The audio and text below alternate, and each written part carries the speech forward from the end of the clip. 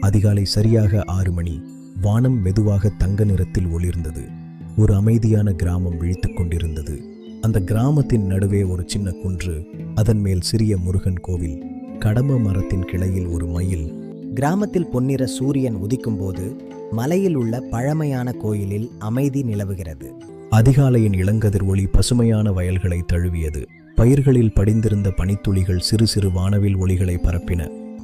ஆற்றங்கரையில் சிரிப்புடனும் செய்திகளுடனும் கிராம வாழ்க்கை தொடங்குகிறது. சோமு, தமிழ் தமிழ். என்னடா சோமு, என்னாச்சு? உன் அப்பா உன்னை உடனே அரசு மருத்துவமனைக்கு வர சொன்னார். 10 வயது தமிழ் விரைந்து ஓடினான். அவன் செல்லும் வழி முழுவதும் தெருவோர விநாயகர் சிலை, சிறிய மளிகை கடை. சிவன் கோயிலின் எதிரொலிக்கும் மணிகளை தாண்டி அவன் நிறுத்தவில்லை. அவன் மருத்துவமனையை அடைகிறான். காற்று திடீரென ஒரு அறியப்படாத பயத்துடன் கனமாகிறது. கிராமத்து மருத்துவமனை. தமிழ் உள்ளே நுழைந்தான். அவன் கண்கள் தேடியது அவன் அப்பா பிரபாகரனை. தமிழின் இதயம் துடித்தது. தமிழ், அப்பா. பிரபாகரன், தமிழ், உனக்கு ஒரு தங்கச்சி பிறக்கப் போகுது. Sound of a newborn baby crying. மருத்துவர், வாழ்த்துக்கள், பெண் குழந்தை. செவிலியர் மெதுவாக குழந்தையை தந்தையிடம் ஒப்படைக்கிறார்.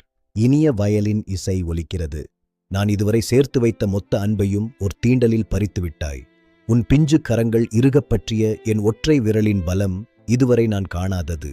பெரும் மகிழ்ச்சியில் விழிகளில் படரும் கண்ணீரால் என் விழிகளை புனிதப்படுத்தி உன் அழகை ரசிக்கிறேன். அன்பு மகளே, உன்னை அள்ளி எடுத்து மார்போடு அணைக்கிறேன்.